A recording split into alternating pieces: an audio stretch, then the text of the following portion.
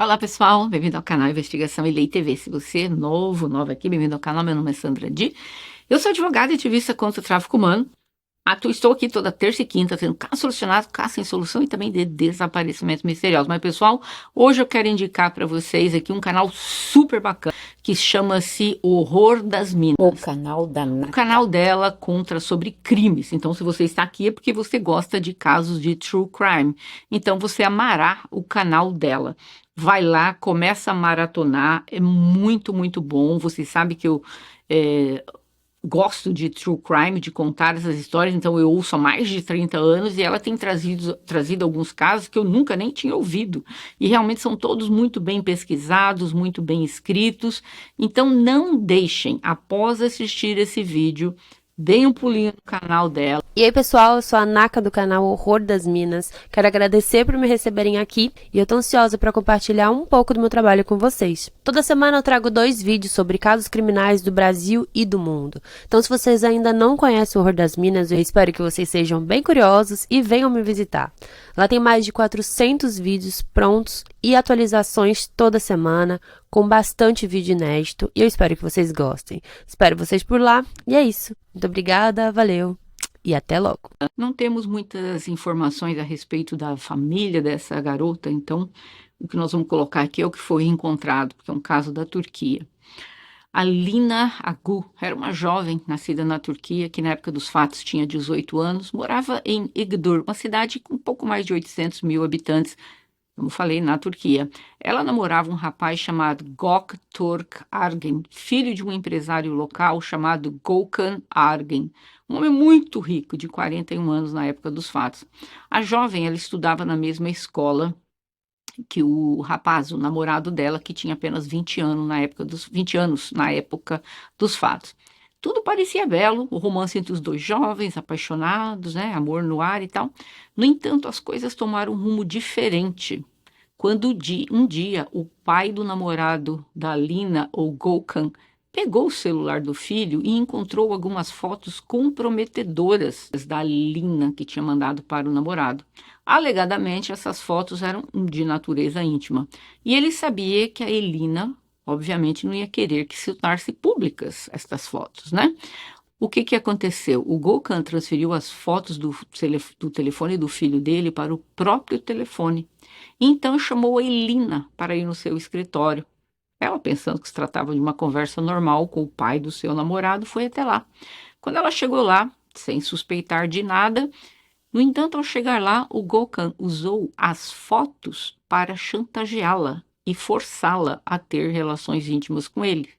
Devastada e enojada com a situação, Elina ficou extremamente abalada. De acordo com os relatos, ela ameaçou denunciar o Gökhan à polícia. No entanto, ele a intimidou, dizendo que se ela fizesse isso, as pessoas descobririam sobre as fotos e isso traria vergonha para a sua família.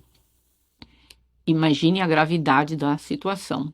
Além disso, o Gökhan era um empresário muito bem-sucedido no ramo de transportes na região.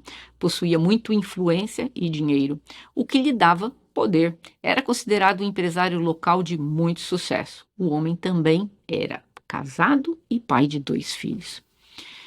Isso tudo tornava a situação ainda mais difícil para Lina buscar justiça, pois ela temia que ninguém acreditasse nela. A situação se tornou ainda pior, pois esse não foi um caso isolado. Com o tempo, o Gökhan continuou a chantageá-la e praticamente a violá-la. E também a ameaçava por meio de contas falsas nas redes sociais, tornando a vida da Lina um verdadeiro inferno. Há relatos que, em um determinado momento, a Lina tentou tirar a própria vida após a primeira violação, mas ela foi impedida pela polícia que a encontrou a tempo. No entanto, ela não revelou a ninguém o que realmente estava acontecendo, então a família nem ficou sabendo. Pouco tempo depois, em outubro de 2021, Elina foi encontrada sem vida na parte interior do prédio onde morava. A polícia inicialmente classificou o caso como se ela tivesse tirado a vida dela. Ao investigar seu quarto, encontraram um bilhete de despedida escrito com batom, no qual a jovem declarava que o Gökhan Ergin era o único responsável pelo ocorrido com ela. A Lina deixou uma nota que, em parte, dizia, abre aspas, você é uma pessoa neurótica que não sabe o que está falando ou o que é humanidade. Isso vai contra a minha existência de falar e resolver as coisas, defendendo o direito de me atormentar e constantemente me ameaçando. Você está doente, com problemas. Fecha aspas. Isso é parte da nota, né? Não foi publicada na íntegra. É óbvio que ele forçou a jovem a ter relações.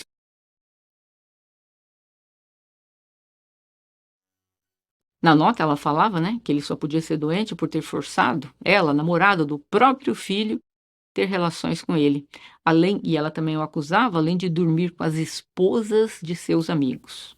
O triste nesse caso, que era a segunda tragédia que a família dela enfrentava, já que seu irmão mais velho se afogou 3 anos antes no mar.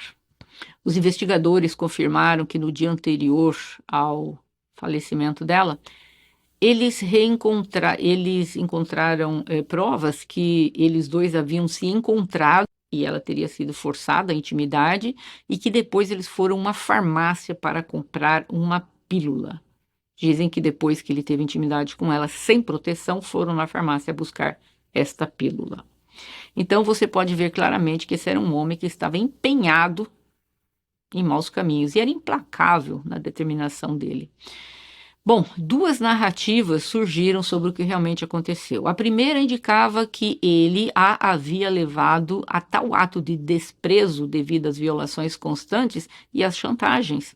No âmbito dessa investigação, o Gökhan, que era um homem de grandes posses, poderia ter levado ela a isso. E a outra hipótese que talvez ele a teria jogado de lá.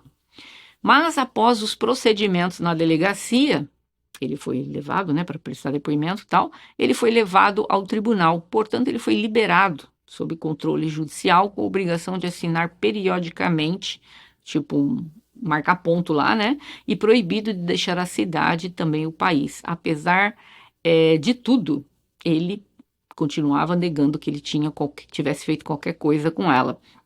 Ele estava sendo acusado por incitação por ela ter tirado a vida dela, isso inicialmente. O promotor do caso recorreu da decisão de soltura, mas o recurso foi rejeitado. A divisão de crimes cibernéticos foi encarregada de examinar as contas das redes sociais e os telefones celulares relacionados ao caso, que estava sendo até então tratado apenas como suspeitos. 8 dias após o ocorrido, ele foi novamente detido e enviado para a prisão. O Ministério Público da cidade preparou uma acusação de 6 páginas e encaminhou ao primeiro tribunal criminal da primeira instância. O Gökhan enfrentou um julgamento pela primeira vez em 18 de março de 2022 e aí ele teve as acusações um pouco maiores, como chantagem, agressão simples, indução para ela tirar a vida intencionalmente. Após ouvir os depoimentos, a audiência acabou novamente ali sendo adiada. No entanto, depois dessa, né, havia sido marcada uma outra para abril que acabou sendo adiada. No entanto, a polícia continuou conduzindo as investigações. O relatório da autópsia confirmou que a Lina realmente perdeu a vida em decorrência da queda, mas não conseguiu determinar com precisão se ela havia sido empurrada ou se havia saltado por conta própria. Esse detalhe permaneceu inconclusivo, mas o fato é que seu falecimento foi causado pelo impacto da queda ao atingir o solo. 2 dos amigos da Lina, uma garota chamada Baza e um amigo chamado Hut, disseram à polícia que eles não conheciam este homem pessoalmente, mas que a Lina disse a ele que este homem, andava a assediando, que ameaçou várias vezes e até a agrediu fisicamente. Ela contou a eles que em 29 de setembro de 2021, um dia antes do ocorrido, ela tinha contado para eles, através de mensagem do WhatsApp, dizendo que ela não aguentava mais e que ela iria na delegacia para registrar uma queixa. A polícia analisou o áudio enviado e adicionou o conteúdo ao conjunto de evidências que eles já tinham coletado. Um outro amigo dela, chamado Sirat, disse à polícia que o Gökhan constantemente perseguia a Alina e que, em algumas ocasiões, a Alina foi à casa dele para pedir ajuda. Este rapaz disse também que a Alina havia lhe dito que poucas pessoas sabiam da sua situação, do que ela estava passando, pois ela evitava falar sobre isso com muitas pessoas por medo da segurança dela e da família dela ficar sabendo. Ele também disse que 4 ou 5 dias antes do incidente, o Gökhan ligou para ele com um número desconhecido e perguntou se havia algo entre ele e a Alina. O homem, respondeu, o amigo dela, que não, que os dois eram apenas amigos. Não entendo como que esse rapaz não foi lá e não contou para as autoridades depois, ou até para a própria família.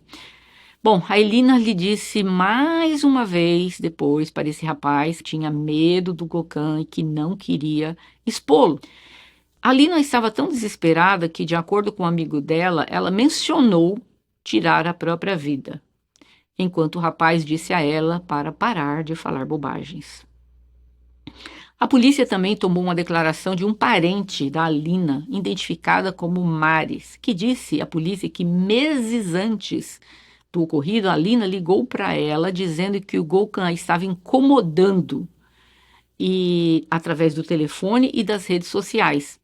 Então, essa parente a aconselhou a ir a uma delegacia de polícia para registrar uma queixa.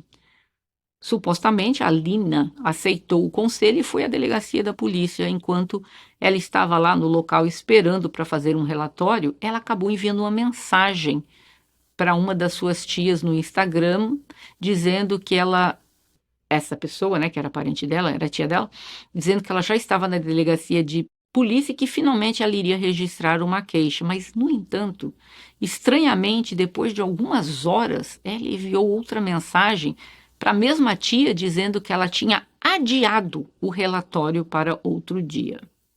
É uma cidade pequena. Eu não acredito que uma pessoa teria ficado horas e horas sentada lá esperando para fazer uma ocorrência. Me leva a crer que talvez ela tenha tentado fazer a ocorrência e talvez o pessoal lá da delegacia colocou para ela, olha, o cara é poderoso, o cara é rico. Não sei, isso é a minha opinião, não saiu nada a respeito disso, mas eu não acredito que ela tivesse ficado horas e horas sentada lá e depois, mudei de ideia, vou voltar para casa. Quando as contas da mídia da Alina foram acessadas e analisadas pela polícia, foi descoberto que em 8 de setembro a Alina havia enviado uma mensagem para o Gökhan dizendo que os dois precisavam conversar e que o que estava ocorrendo com ela estava errado e acabaria culminando em uma tragédia no dia 22 de setembro, infelizmente. Ou seja, ela queria conversar com ele. E aí? O porquê que essa conversa nunca chegou a acontecer? Teria ela pulado? Teria ele empurrado? Ela enviou outra mensagem dizendo que ela o conhecia há muito tempo e para ela ele já não mais existia e que ele se tornou um homem cruel, dando a impressão que até então, antes ela tinha uma impressão boa dele, o pai do namorado e tal, né? E ela alegou nessa mensagem que ele havia machucado e que ela iria expor ao mundo todo para que todos soubessem o tipo de homem que ele era. Em 27 de setembro, 2 gravações feitas por áudio foram carregadas de uma conta chamada XMX. A pessoa que falava nessas gravações, de acordo com a polícia, era o Gökhan, e ele dizia a Alina que ele era uma pessoa com quem ela não deveria brincar, e é por isso que eles tinham que se despedir um do outro em breve. Mantenham essa informação. Ele disse à polícia depois que essas mensagens de voz de textos foram de fato enviadas por ele depois que a polícia coletou várias peças de evidência e montou o relatório final. Eles apresentaram ao promotor, que enviou ao juiz responsável. Logo depois, o juiz acabou marcando para que ele acabasse tendo que responder por este crime. Mas que o mais interessante é que ele diz que em breve tudo isso basicamente acabaria. A decisão da Alina de tirar a própria vida, de acordo com a investigação, é porque ele tinha amplo controle sobre ela, fazendo com que ela se sentisse desesperada e a levasse a tomar a decisão que tomou. Também foi descoberto que ele tinha o hábito de atrair mulheres mais jovens do que ele, com ofertas de presente e dinheiro pelas redes sociais. Uma vez que essas mulheres eram atraídas, chegavam lá, ele colocava alguma coisa na bebida delas e elas eram violadas. Ele sempre usava a influência e o poder financeiro para isso. O filho dele chegou a ser preso, mas depois foi solto, porque viram que ele não tinha nada com a história, né? Que era o namorado da Lina. Ele foi investigado pela polícia, mas as autoridades não encontraram nenhuma evidência que o ligasse ao que aconteceu com ela. No julgamento dele, do Gökhan, a acusação apresentou uma jovem, cujo nome não foi revelado, que disse que ela também tinha sido vítima dele, do Gökhan. Essa jovem também disse que quando tudo aconteceu, ela também foi ameaçada por ele e por muito medo dele, ela decidiu deixar a cidade. A promotoria também apresentou um relatório contendo todas as conversas entre o Gökhan e a Elina, e diz que com todas estas informações anexadas a este relatório foi possível verificar que ele, sim, forçou relações com a jovem, que a levou, por desespero, a tirar a própria vida por pressão e pelas ameaças. A defesa alegou que todas as acusações eram infundadas, que o réu não poderia ser responsabilizado pelas ações que culminaram no falecimento dela, e dizendo que tudo o que aconteceu foi consensual. Ele diz que teve algo sim, mas era consensual. Bom, após algumas horas de deliberação, a sentença do Gökhan foi determinada. Mas antes que pudesse ser dita a sentença, o juiz perguntou se ele queria dizer algo, e porque ele tinha passado o julgamento todo em silêncio, se ele queria fazer alguma declaração. Ele apenas olhou para todos no tribunal e disse que era inocente e que queria ser liberado imediatamente. Então o juiz procedeu com a finalização da sentença no julgamento, que eu já chego lá. O promotor havia solicitado a prisão perpétua, sem redução da pena. Em abril de 2022, após meses de intensas investigações, foi determinado, então, naquele dia, pelo juiz, né, que o Gökhan era culpado por ter levado a Alina a tirar a sua vida. Várias pessoas se apresentaram para testemunhar contra ele, incluindo algumas mulheres que relataram que sofreram abusos semelhantes nas mãos dele.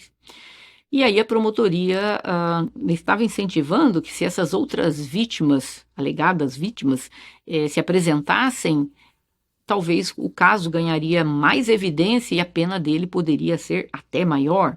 Ficou evidente, após toda a investigação, que a Lina não foi a primeira a sofrer nas mãos deste crápula. Quando questionadas estas mulheres, por que elas não denunciaram antes, muitas afirmaram que tinha medo do poder e da influência do Gökhan na comunidade, especialmente por conta do dinheiro que ele tinha. Como resultado, ele acabou sendo condenado à prisão perpétua. No entanto, o caso não terminou aí. As autoridades continuavam ainda incentivando outras possíveis vítimas, mas ele já tinha pego a prisão perpétua, né?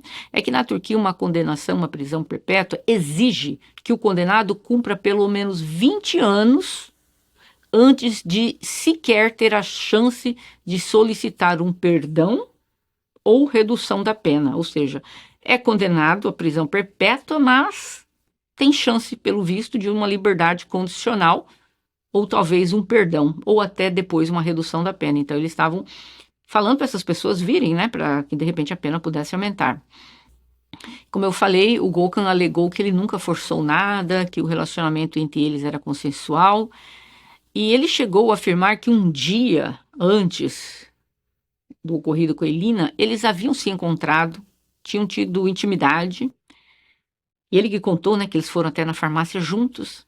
Essas declarações causaram indignação e reforçaram a imagem de um manipulador que não tinha intenção alguma de admitir sua culpa. O filho dele, o namorado da Lina, declarou publicamente que sente vergonha do pai. Ele afirmou que seu pai o desonrou a família dele e que ele próprio também foi vítima dos atos do pai dele. Tirou a vida da namorada dele, né?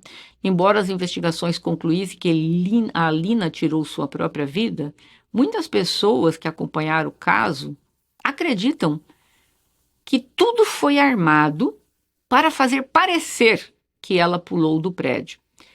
Estas mesmas pessoas também acreditam que ele e até o filho estavam envolvidos no caso e planejaram tudo para concluir a investigação, que foi um acidente. Mas o cara, ficou claro, o namorado dela não tinha nada com isso, absolutamente, eu tenho certeza que ele não tinha nada com isso. E esse homem aí acabou depois dessa forma, ceifando a vida dessa jovem. A questão é o seguinte, quando a autópsia foi feita, eles chegaram à conclusão que o falecimento, obviamente, deu-se com a queda dela.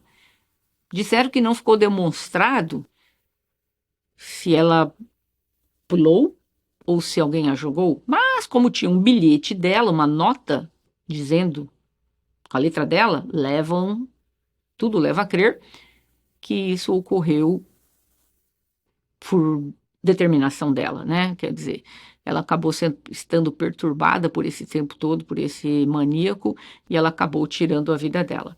Eu só me chama a atenção uma coisa, no dia que ela disse que queria se encontrar com ele disse que as coisas entre eles precisavam ser resolvidas e que tudo tinha que acabar, e isso aconteceria rapidamente. E foi muito engraçado, porque foram questão de ali alguns dias isso ocorreu.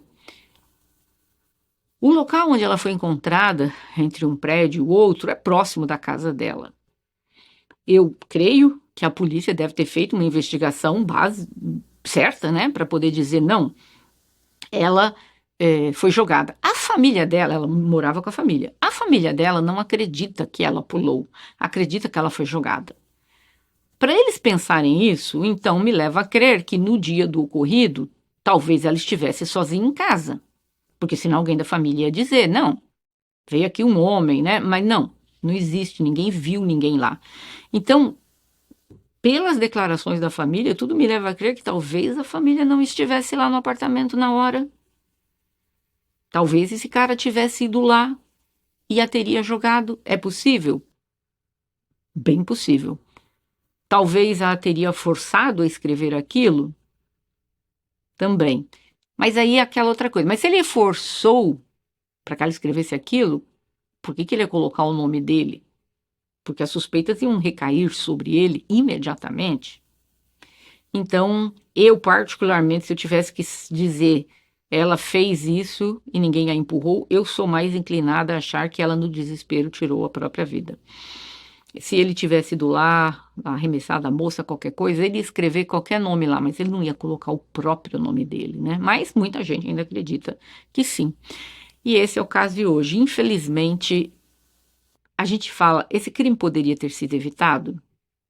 Eu acredito que sim.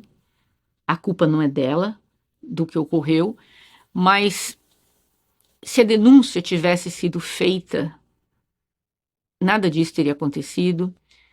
Se ela tivesse recorrido à família dela e contado, mas aí eu entendo também, é uma menina de 18 anos, uma adolescente, como é que ia dizer para a família dela, olha, o pai do meu namorado, que eu mandei umas fotos íntimas para ele, pro namorado, o pai dele tá me chantageando e quer ter alguma coisa comigo, senão ele vai mostrar as fotos. Dá para entender, é uma cultura um pouco fechada, vocês sabem como que é na Turquia, então talvez ela não teve essa liberdade de poder chegar e contar para os pais. Agora, me causa estranheza no meio de tudo isso, a tia, os amigos. Ninguém, por exemplo, o cara ligou para um amigo dela para perguntar se ele tinha alguma coisa com ela. Gente, eu era o primeiro, como amigo, chegar lá e falar, cara, se afasta dela, senão eu vou dar queixa de você. Muita gente fala, mas ele é poderoso, podia acabar com a pessoa. Poderia, mas e a tia? Ela ligou para a tia, ela disse que ela estava sentada lá esperando para dar uma queixa e tal, depois ela mudou de ideia. Sabe, muitas pessoas envolvidas, não teve uma pessoa sequer, porque não vamos esquecer, ela tinha apenas 18 anos de idade. O do amigo eu até dou um desconto, né? Jovenzinho como ela, mas pô, um parente, uma pessoa mais velha, Poderia ter ido simplesmente diretamente nele, se não quisesse expor, fazer a menina passar pelo vexame da família, ou talvez até raiva da família, como é que você fez uma coisa dessa, mandando foto pro namorado, mas pelo menos ir lá pessoalmente e tirar uma satisfação com um cara desse. Ou seja, no fundo, muitos se calaram, inclusive ela, e a vida dela terminou dessa forma tão terrível, tão terrível. Por isso, eu espero que ninguém aqui esteja passando por isso, mas deixem isso incutido na mente dos seus filhos, sobrinhos, primos, adolescentes em geral. Se você estiver passando por algo desse tipo, não se envergonhe, não se culpe. Muitas vítimas levam a culpa para elas, a vergonha para elas, mas a culpa e a vergonha têm que ser colocada em quem está infringindo a lei. E quem estava infringindo a lei era ele, é sempre o perpetrador. Para que as pessoas possam ter esse mecanismo, não, estão me chantageando, mas eu tenho a liberdade de poder chegar e contar para minha mãe, olha, mãe, fiz uma coisa horrorosa. Mandei umas fotos lá pro cara. Mas olha o que o pai dele estava querendo fazer comigo. Deixar este canal aberto entre pais e filhos, filhas, para que eles possam chegar até vocês e não simplesmente virar uma bola de neve. Ela acabou se enroscando numa situação terrível por medo da família, possivelmente, e por vergonha também da família, né? Mas quando os seus filhos sabem, principalmente ainda quando são muito jovens, adolescentes, que vocês vão estar lá para eles, apesar dos erros cometidos, vocês vão tentar entendê-los ou ajudá-los, para que isso possa, se tiver ocorrendo uma coisa dessa com uma pessoa da tua família, essa pessoa fala, não, eu posso contar para meus pais isso. Tudo bem, eles vão ficar muito bravos da vida comigo e tal, mas eu tenho liberdade para contar para eles. Se ela tivesse tido essa liberdade, nada disso teria acontecido. Estou atribuindo a culpa aos pais dela? Não necessariamente porque eles não são culpados da menina ter tirado a vida, mas eu acho que são culpados quando você não deixa espaço para os seus filhos chegarem até vocês e dizerem o que está acontecendo na vida deles. Quando você fecha esse canal de comunicação, você também é parte do problema. E é esse o caso de hoje. Eu gostaria de ouvir a opinião de vocês. Vocês acreditam que ele a julgou? Ou vocês acreditam que ela, no desespero, tirou a própria vida? Esse é o caso de hoje, muito curto, uma jovem linda, linda, uma vida perdida, mas vamos aprender com o caso de hoje. Até mais. Não esqueça de deixar o like aí, pessoal, para o YouTube entender que o vídeo é bom, recomendar para outras pessoas. Eu vejo vocês em breve. Até mais.